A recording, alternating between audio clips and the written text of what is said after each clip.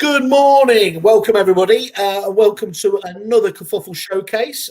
Really delighted today to have Simon here. Hello, Simon from Flatfair. How are you doing, Simon? I'm all right, Simon. How are you? Good. Bearing by, getting by. Luckily, Boris decided not to send us decided not to punish Manchester in quite the way that dirty Liverpool's been done. So I'm still allowed to enjoy restaurants and bars, which is the main thing. Nice. Albeit by myself, which isn't particularly exciting. Do you wear your hat out? I do. Even it's amazing. It's amazing how much social distance I get wearing this hat without any other means. We should get some Flatfair hats and. You need to. I'm disappointed we didn't manage to get the merch to you. Actually, that's normally. I would have worn one. If you send me one, I will take a photo of me wearing one in different places. Maybe I can send you a few kind of sightseeing Instagram shots of me. Essentially, my idea was always, we get enough merch out there, and then it's going to be a bit like, when you see these students nick a gnome or something and start taking photos from outside the Sydney Opera House or things like that. My biggest concern with the merch is one day I see it on Crime Watch. A kerfuffle hat is the next traffic cone. There we go. We're an edgy brand. We're not quite there. Right. Simon, could you just give us an overview, just so for our viewers can understand, in terms of obviously Flatfair's history, and crucially, of course, what's the main problem it's solving for the agents themselves? Yeah, of course. So we're Flatfair. We've been around now for just over 3 years. We were founded by a gentleman called Franz Durr, who is an ex-JP Morgan banker, who moved to the UK in 2016 and put down a deposit on a flat, and then tried to move out with that flat and had to put down another deposit on another flat whilst he was waiting for his other deposit to come back. And he thought, so he's born and raised in Germany, and he thought that was just something that was a bit isolated to the UK lettings market, is something that he wasn't used to in terms of his background, and also was particularly clunky. So he looked to try and provide a technology solution to that issue. How can he use technology to try and pave a way for a tenant to move into a property without having to put down a 5-week deposit? But also provide landlords with better cover against the issues raised at the end of a tenancy, based around Tenant Fee Act coming in at that time, deposits reducing from 6 weeks to 5 weeks. So what we've ended up with as a product of Flatfair, which has obviously evolved tremendously over the last few years, is a way in which tenants can move into a property for paying 1 week's rent instead of 5 weeks' rent, which gives landlords 6 weeks worth of cover. We also have a top-up model that can be used on a traditional deposit, as well as our no deposit, which is called Boost, where landlords can pay a small monthly fee, probably the equivalent of what you pay to a Netflix or a Disney Plus, on a month-by-month basis to gain extra cover at the end of the tenancy. So, the journey's been very good. A year ago, in August 2019, we received $11 million of funding from Index Ventures, who are early investors in Facebook, Deliveroo, companies like that. So we're highly capitalized, highly motivated, and we're trying to take the UK by storm. Well, we've certainly seen your name everywhere. That's fantastic, obviously, in terms of the profile of the company there. It always depresses me a little bit there. So that was essentially the German founder of the business, obviously, looking at what's broken, he feels, in Britain and saying we can do better. Is there anything they do that they don't do better than us? Well, it's efficiencies for sure, yeah. There's lots of efficiencies in data, and the data is very interesting because we get to the bottom of a lot of deposit issues are data driven, aren't they? I mean, the whole fact of the matter is that if a tenant moved into the property and left without owing any money, then they would be irrelevant. There would be no need for them. So the data element of it, and also sort of post-COVID, is the fact that it's very clear that amount of money owed by a tenant on an average basis across the tenancies in the UK is going to run. And the thing for us is sort of getting across to landlords via agents and sort of talking at length to our partners is 5 weeks enough? In a modern post-COVID world, is 5 weeks enough? Because you've got tenants that can't pay. You've genuinely got tenants that simply can't do that. Hospitality industry, numerous different working scenarios now. We know that unemployment is rising on a month-by-month basis. It's already 5.5% higher than it was in August. So we're seeing that play out over time. And what we're saying to landlords is that this is a time when you need to gain access to better protection. Got you. And you mentioned obviously COVID there. How has that affected Flatfair in terms of the way that you've responded to the market? Very, very strategically. I think that's the way in which we've approached the market post-COVID. We're very well aware that whilst this is a good time for us, and it is because it gets us front and centre in terms of landlords' thoughts, we are dealing with partners across the UK that are dealing with different markets. And the volatility within the market itself right now is very, very interesting. For example, we have a number of London agents where the market's quite tough for them.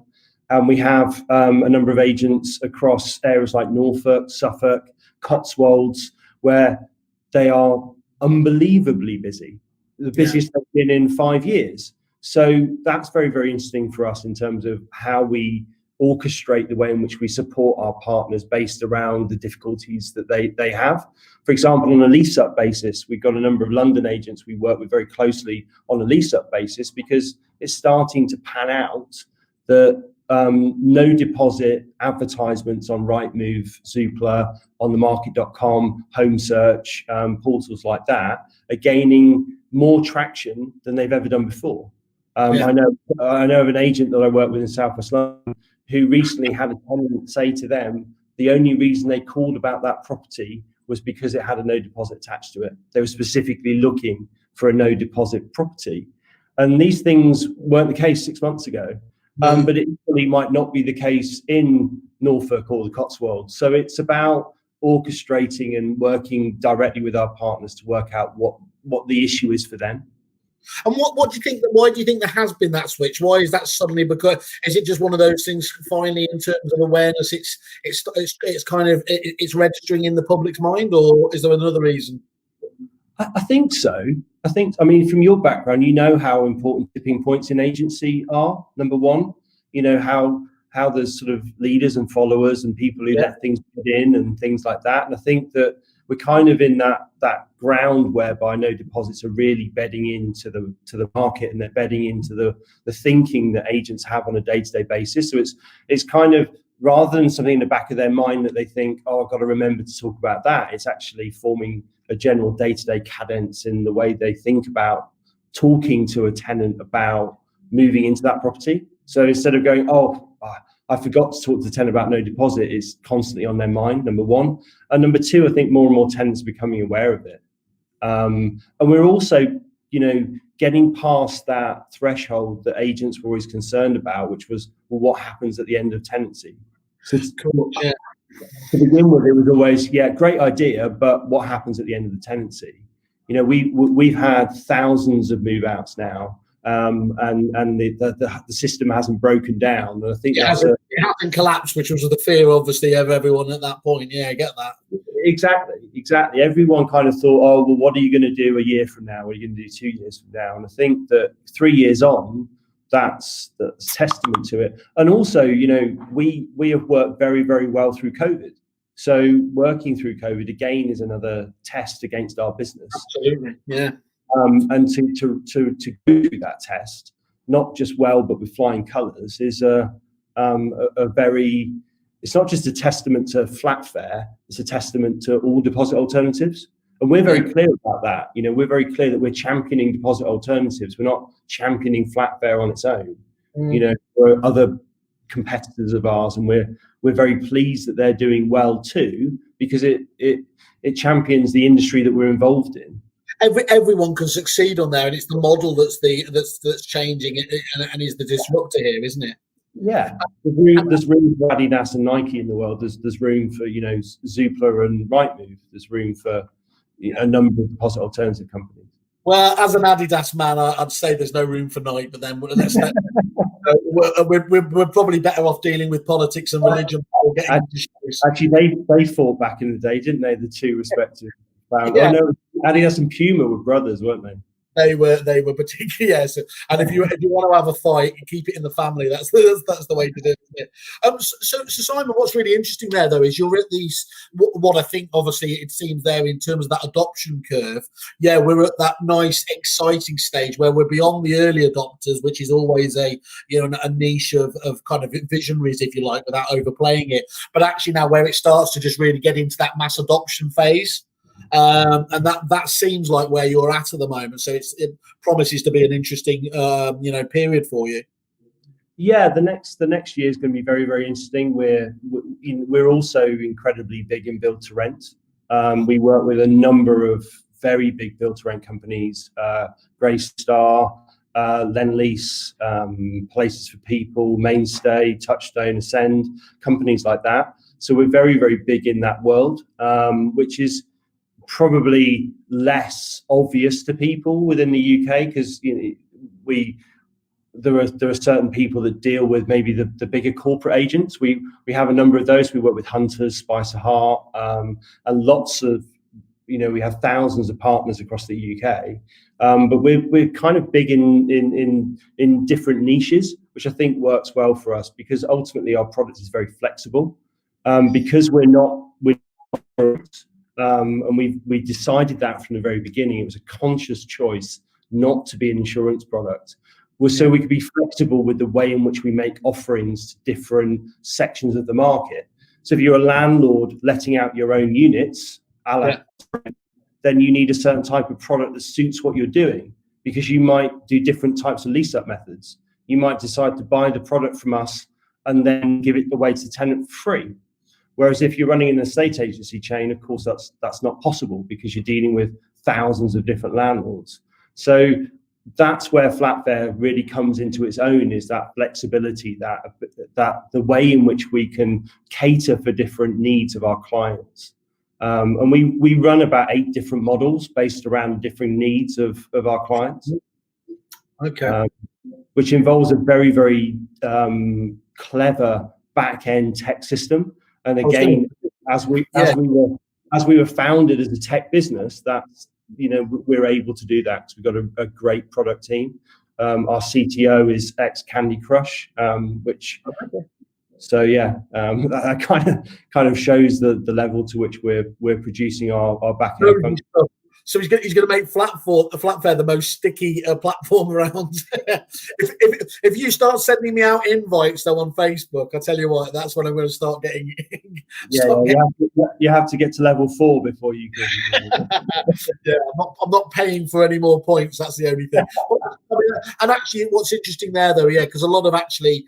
Knowing my history, it's great when you've got just one model, isn't it? But then quite soon, reality and the commercials of the marketplace dictate that you need to have more. So to be able to cater for and have that flexibility inbuilt into the product and solution is vital, isn't it? If you're going to get to that next stage of adoption.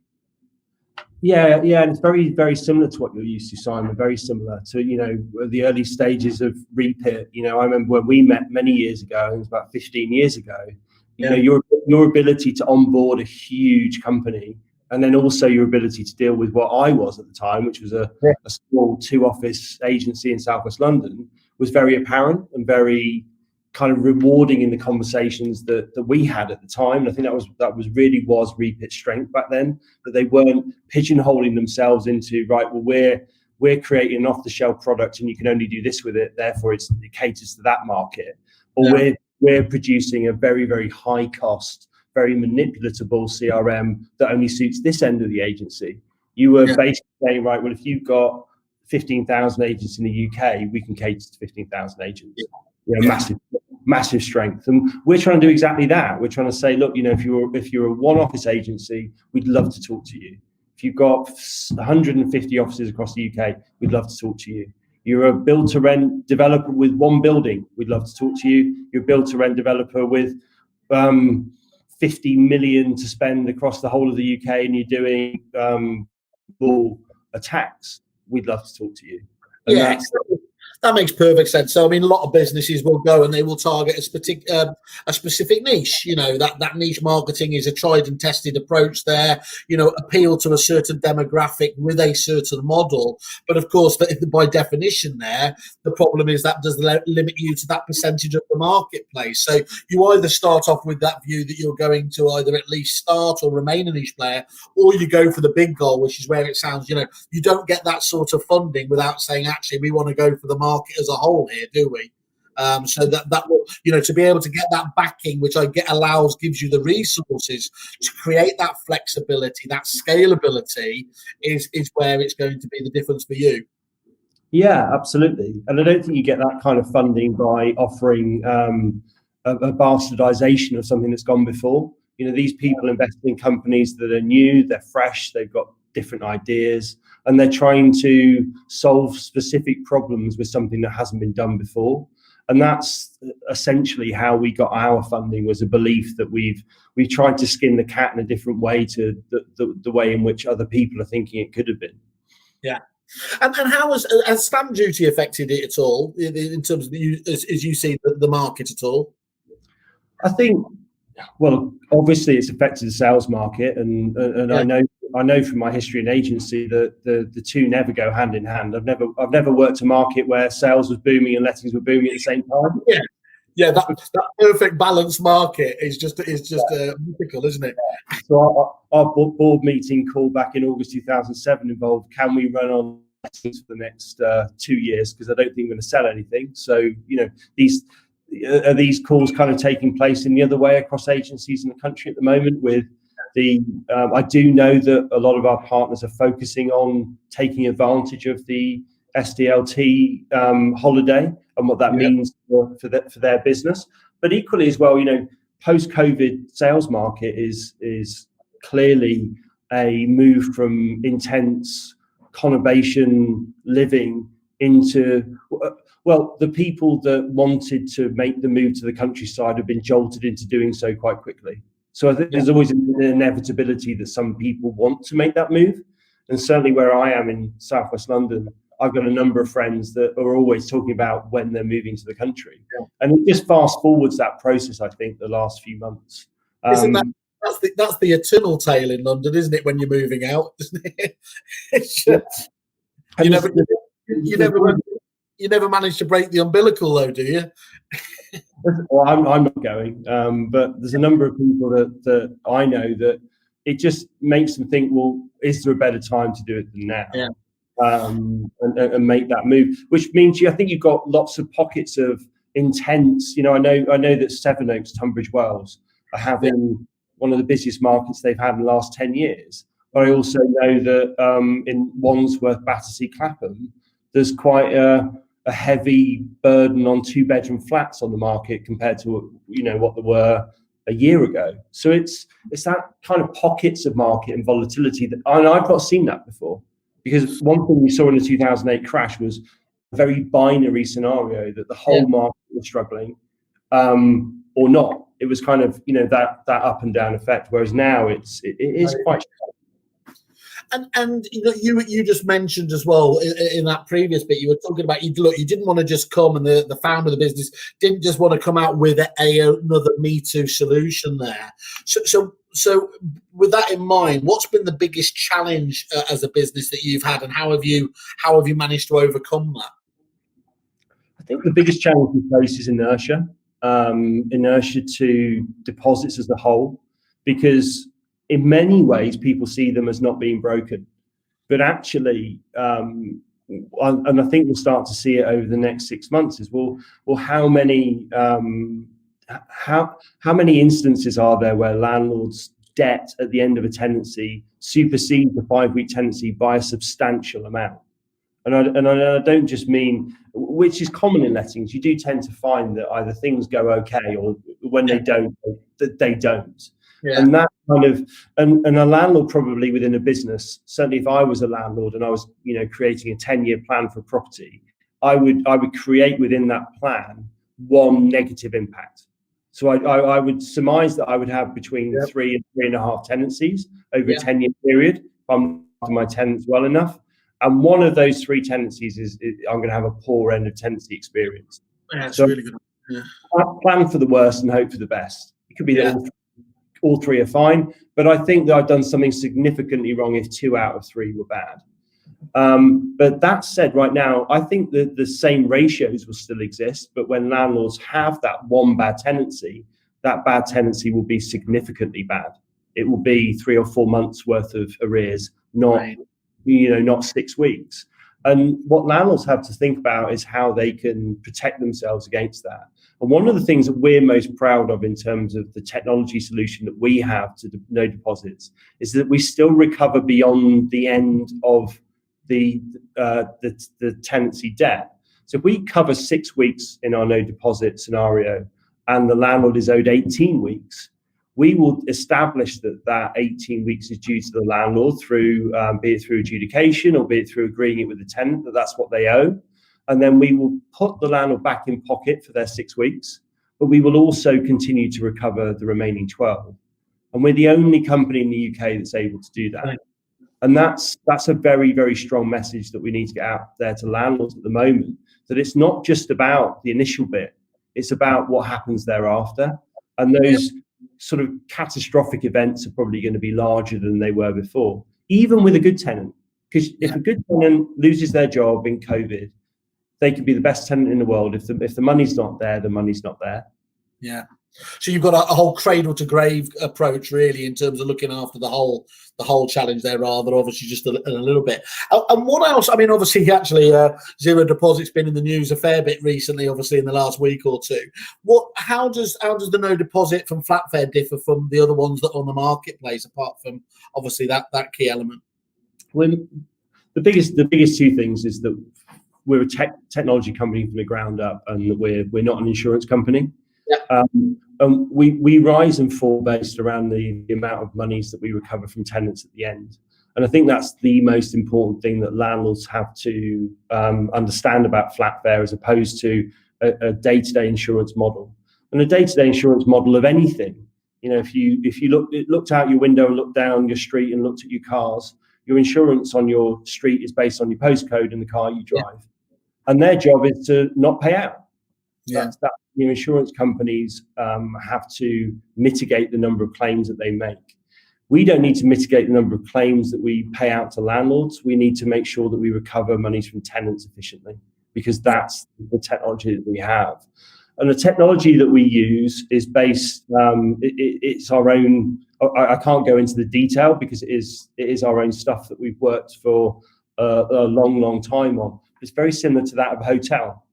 So when you go to a hotel and you check in and you swipe your card, and they take an amount off your card, and you stay in the hotel, have a beer at the bar, or you have a meal with your family, and then you leave the next day, that hotel can take that money off of that pre-authorization of your card. I understand, yeah. That same technology that we've managed to work into the letting cycle. And that is the letting cycle around length of tenancies, that is around expiration of card details, and numerous other things. Because we're not insurance, we're a discretionary model.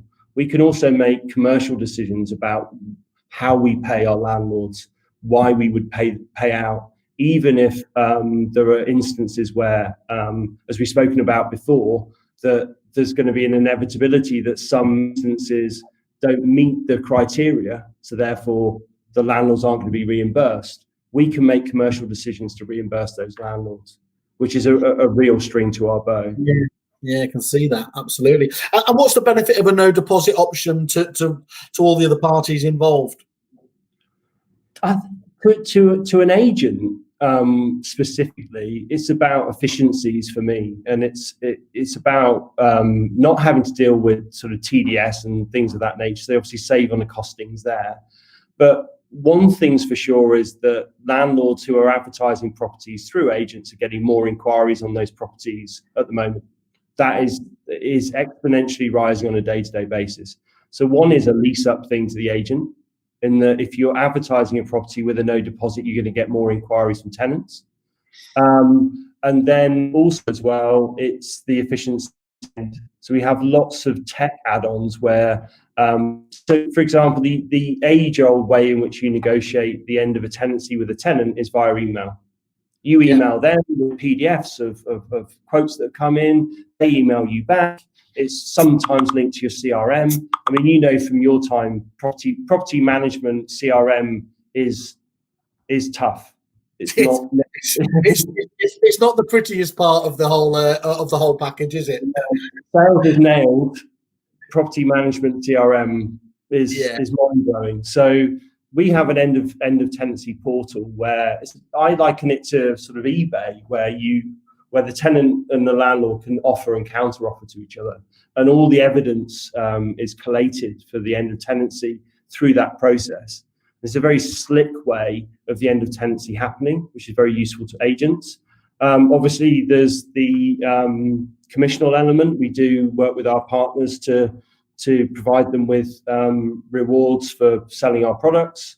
And obviously, there's the reputational element that the landlord is covered versus that eventuality. Thank you very much, Simon. I really appreciate your time. Thank you very much. Have a great day. Thank you all. Cheerio. Bye.